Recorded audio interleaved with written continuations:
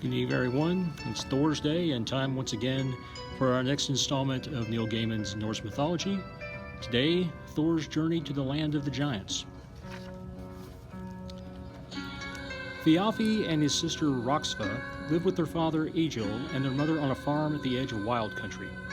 Beyond their farm were monsters and giants and wolves, and many times Thialfi walked into trouble and had to outrun it. He could run faster than anyone or anything. Living at the edge of the wild country meant that Thialfi and Roskva were used to miracles and strange things happening in their world. Nothing as strange, however, as the day that two visitors from Asgard, Loki and Thor, arrived at their farm in a chariot pulled by two huge goats, whom Thor called Snarler and Grinder. The gods expected lodging for the night and food. The gods were huge and powerful. "We have no food for the likes of you," said Roskva apologetically.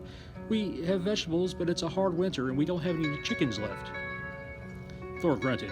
Then he took his knife and killed both of his goats. He skinned their corpses.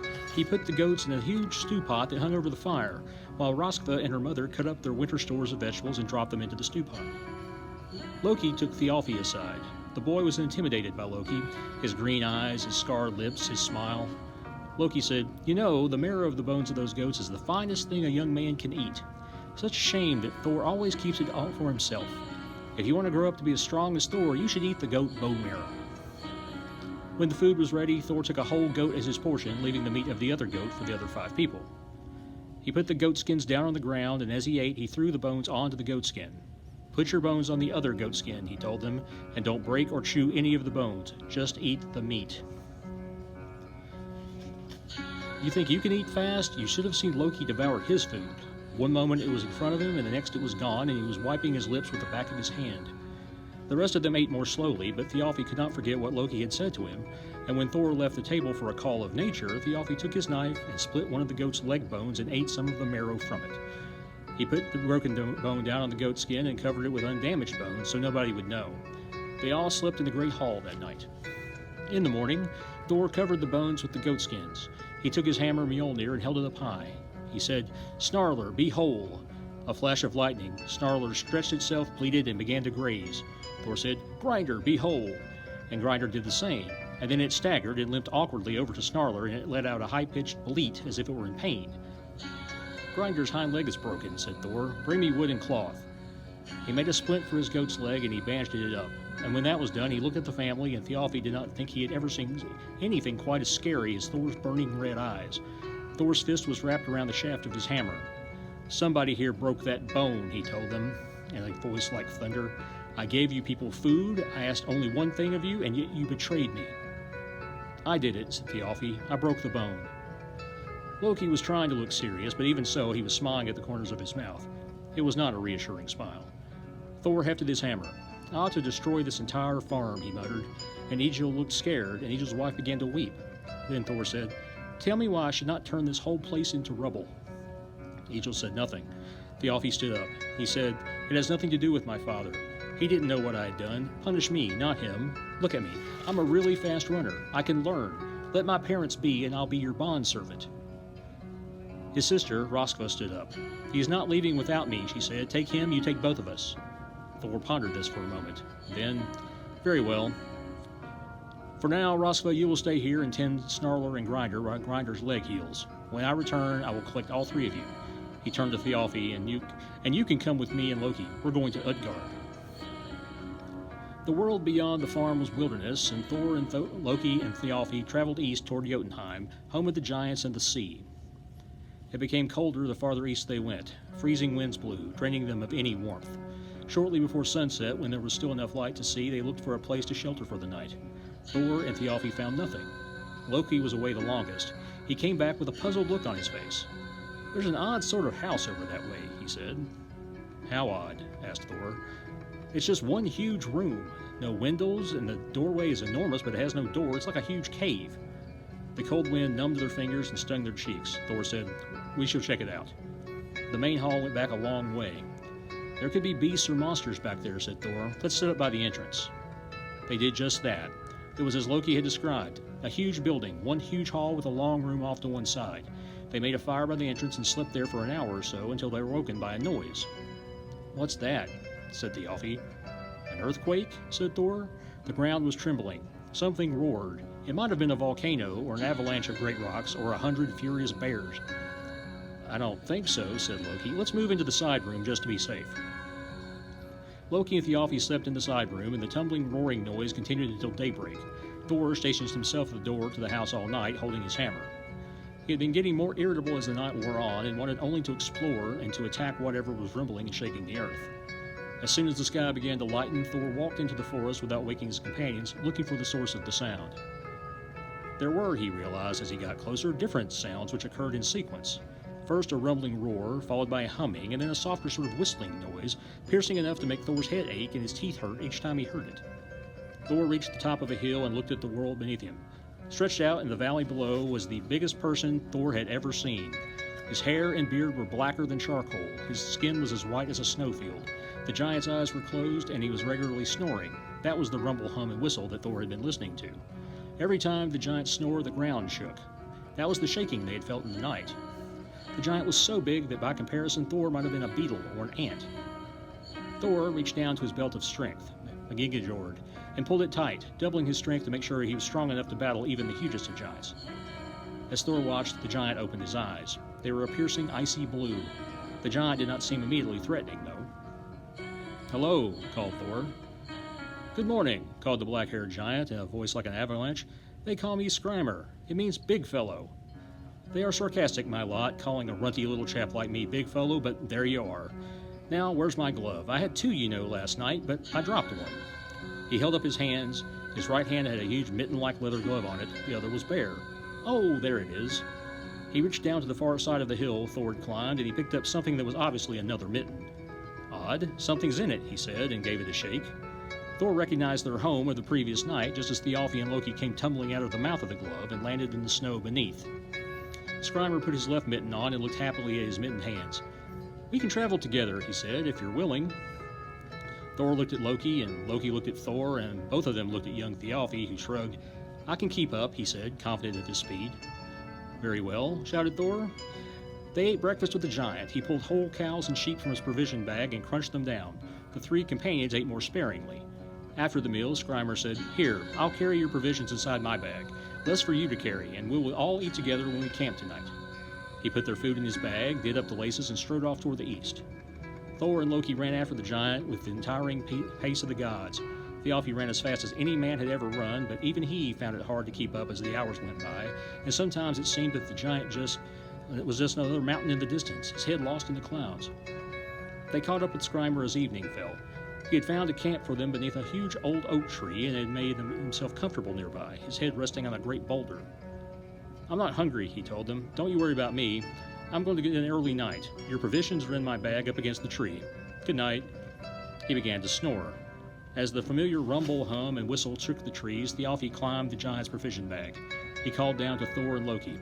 "I cannot undo the laces. They're too tough for me. They might as well be made of iron." "I can bend iron," said Thor, and he leapt to the top of the provision bag and began to tug on the laces. "Well?" asked Loki. Thor grunted and hauled and grunted. Then he shrugged. "I don't think we'll be having dinner tonight," he said, "not unless this damnable giant undoes the laces on his bag for us." He looked at the giant. He looked at Mjolnir, his hammer. Then he clambered down the bag, and he made his way onto the top of Scrimer's sleeping head. He raised the hammer and slammed it down on Scrimer's forehead. Scrimer opened one eye sleepily. "I think a leaf just fell on my head and woke me up," he said. "Have y'all finished eating? Are you ready for bed? Don't blame me if you are. Long day." And he rolled over, closed his eyes, and began to snore once again. Thor and Thjalfi managed to fall asleep despite the noise, but Thor could not sleep. He was angry, he was hungry, and he didn't trust this giant out in the eastern wilderness. At midnight he was still hungry, and he still had had enough of the snoring. He clambered up onto the giant's head once more. He positioned himself between the giant's eyebrows.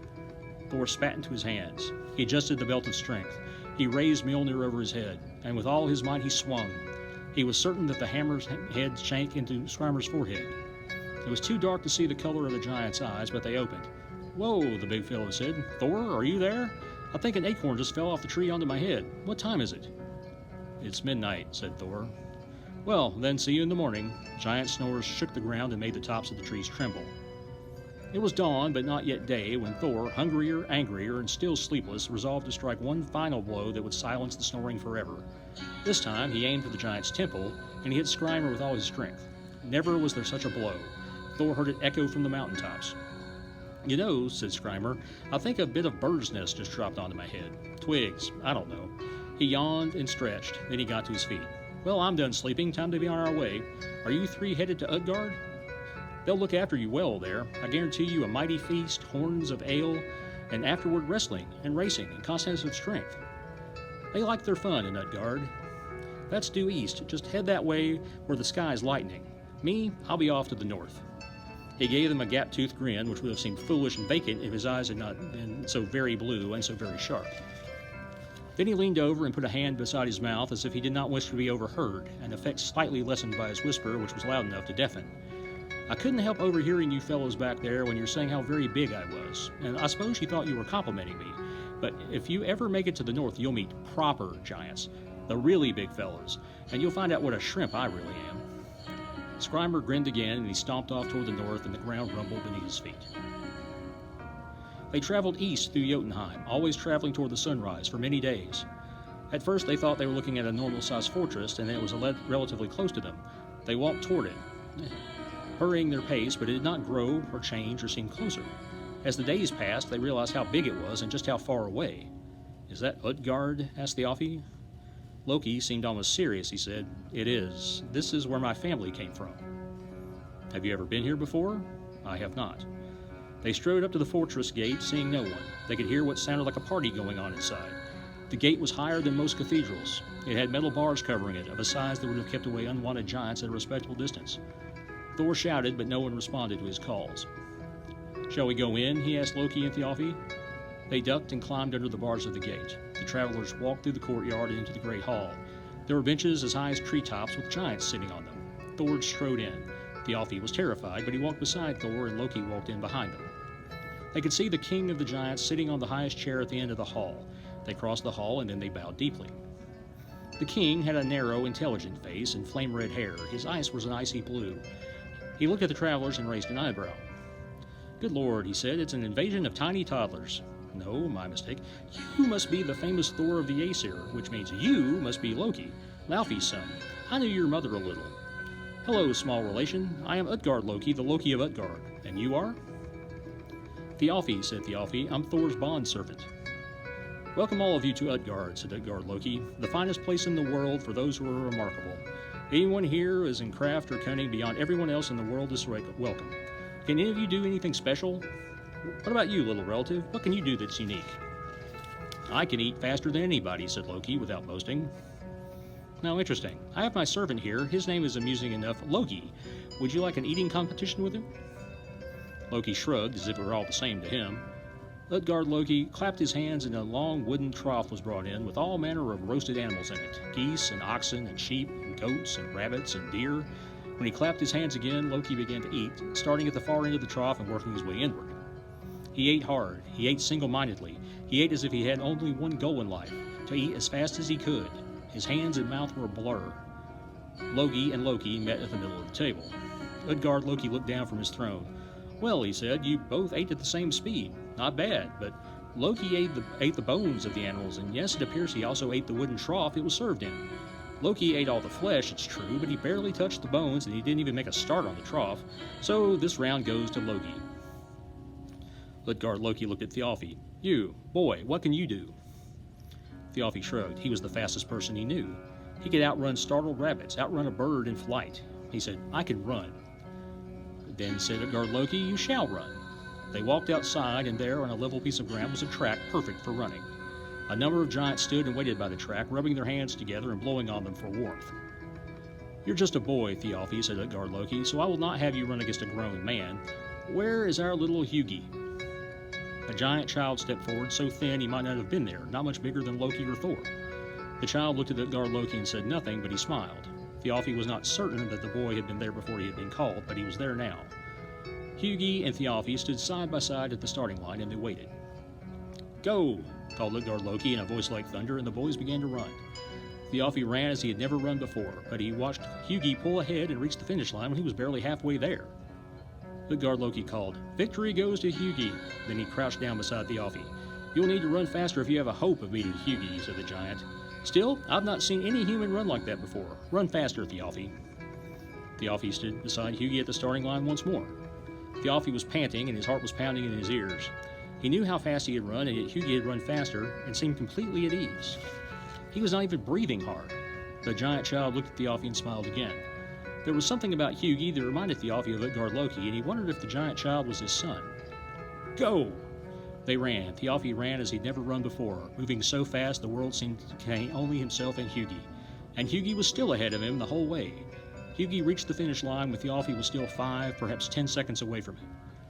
Thialfi knew that he had been close to winning that time, knew that all he had to do was give all he had. "Let's run again," he panted. "Very well," said Utgard Loki. "You can run again. You're fast, young man, but I do not believe you can win. Still, we'll let the final race decide the outcome." Hugi stepped over to the starting line. Thialfi stood next to him. He couldn't even hear Hugi breathing. "Good luck," said Thialfi. "This time," said Hugi in a voice that seemed sounded, Thialfi said, "you will see me run." "Go!" called Utgard Loki. Thialfi ran as no man alive had ever run. He ran as a peregrine falcon dives. He ran as a storm wind blows. He ran like Thialfi, and no one ever had run like Thialfi, not before and not since. But Hugi ran on ahead easily, moving faster than ever. Before Thialfi was even halfway, Hugi had reached the end of the track and was on his way back. "Enough," called Utgard Loki. They went back into the great hall. The mood among the giants was more relaxed now, more jovial. "Ah," said Utgard Loki. "Well, the failure of these two is perhaps understandable. But now we'll see something to impress us. Now's the turn of Thor, god of thunder, mightiest of heroes. Thor, whose deeds are sung across the worlds. Gods and mortals tell stories of your feats. Will you show us what you can do?" Thor stared at him. "For a start, I can drink," said Thor. "There's no drink I can't drain." Utgard Loki considered this. "Of course," he said. "Where's my cupbearer?" The cupbearer stepped forward. "Bring me my special drinking horn." The cupbearer nodded and walked away, returning in moments with a long horn. It was longer than any drinking horn Thor had ever seen, but he wasn't concerned. He was Thor, after all, and there was no drinking horn he couldn't drain. Runes and patterns were engraved on the side of the horn, and there was silver about the mouthpiece. "It's the drinking horn of this castle," said Utgard Loki. "We have all emptied it here in our time. The strongest and mightiest of us drain it all in one go. Some of us, I admit, it takes 2 attempts to drain it. I'm proud to tell you that there's nobody here so weak, so disappointing, that it has taken them more than 3 drafts to finish it." It was a long horn, but Thor was Thor, and he raised the brimming horn to his lips and began to drink. The mead of the giants was cold and salty, but he drank it down, draining the horn, drinking until his breath gave out and he could drink no longer. He expected to see the horn emptied, but it was as full as it had been when he began to drink, or nearly as full. "I had been led to believe that you were a better drinker than that," said Utgard Loki dryly. "Still, I know you can finish it at a second draft, as we all do." Thor took a deep breath and put his lips to the horn and drank deeply, and drank well. He knew that he had emptied the horn this time, and yet when he lowered the horn from his lips, it had gone down by only the length of his thumb. The giants looked at Thor and began to jeer, but he glared at them, and then they were silent. "Ah," said Utgard Loki, "so the tales of the mighty Thor are only tales. Well, even so, we will allow you to drink the horn dry on your 3rd attempt.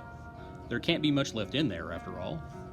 Thor raised the horn to his lips and he drank like a god drinks, drank so long and so deeply that Loki and Thialfi simply stared at him in astonishment.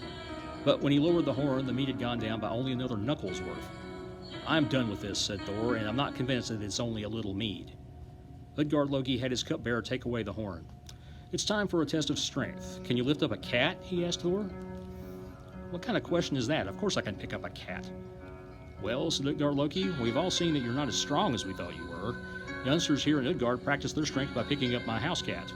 Now, I should warn you, you are smaller than any of us here, and my cat is a giant's cat, so I'll understand if you can't pick her up." "I'll pick up your cat," said Thor. "She's probably sleeping by the fire," said Utgard Loki. "Let's go to her."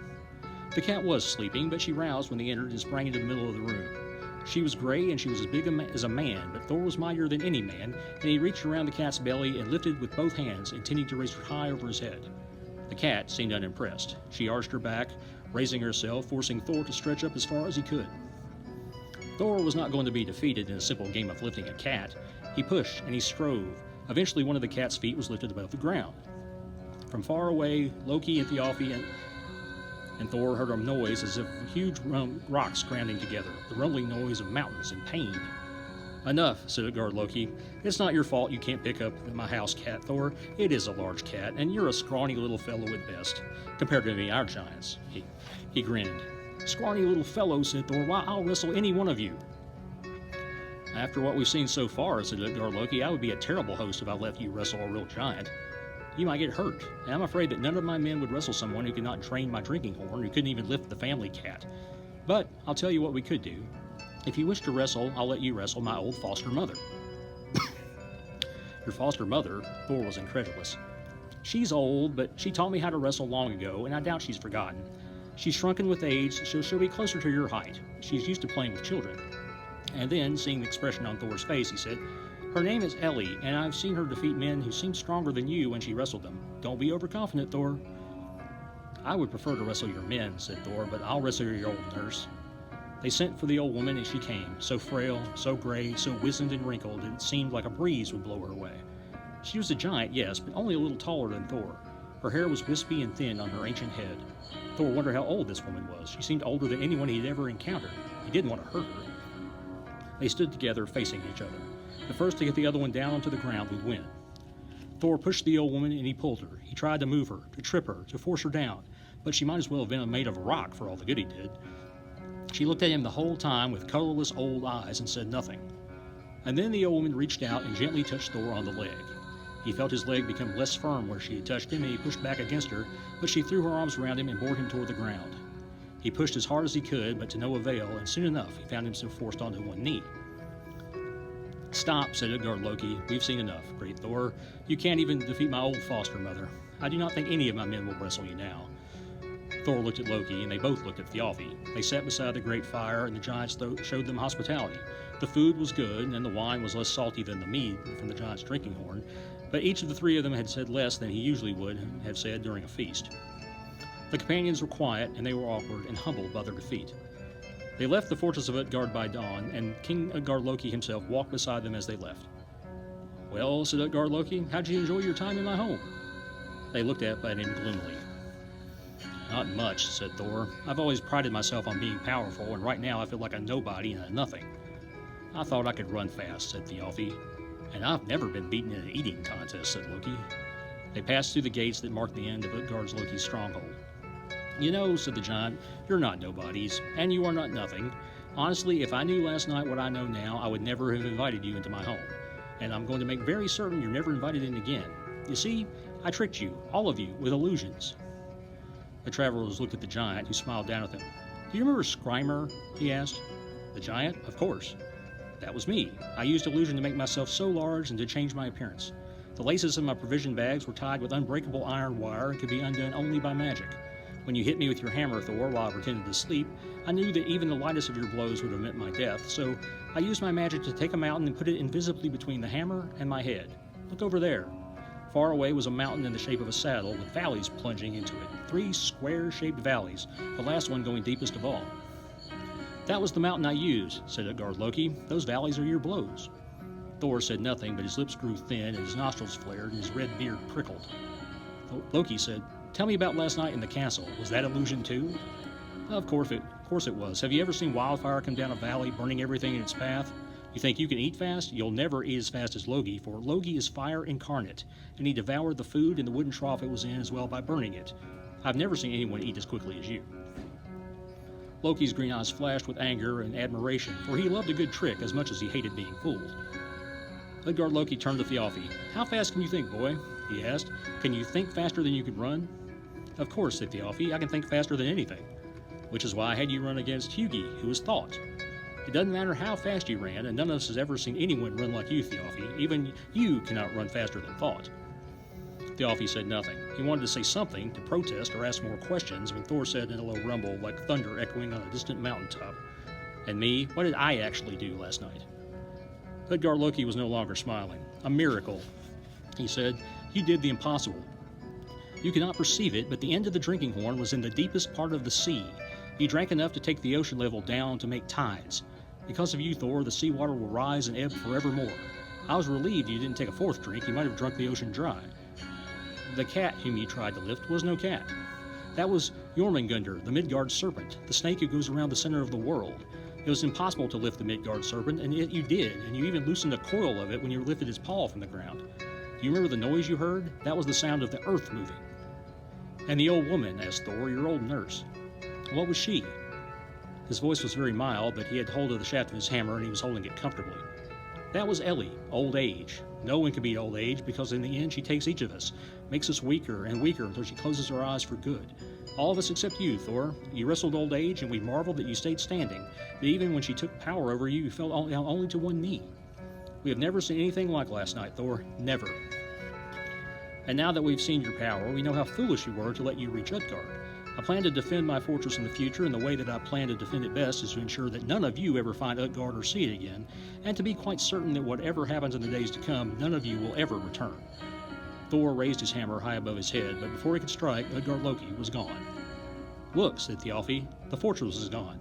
There was no trace of Utgard Loki's stronghold or the grounds it was in. Now the three travelers were standing on a desolate plain with no signs of any kind of life whatsoever. Let's go home, said Loki, and then he said, that was well done. Brilliantly deployed illusions. I think we all learned something today. I'll tell my sister I raced thought, said Thjalfi. I'll tell Roskva I ran well. But Thor said nothing. He was thinking about the night before and wrestling old age, of drinking the sea. He was thinking of the Midgard serpent. And we will probably be foreshadowing to see that Midgard serpent sometime later. Perhaps in the next installment or two. Until next time, have a good night.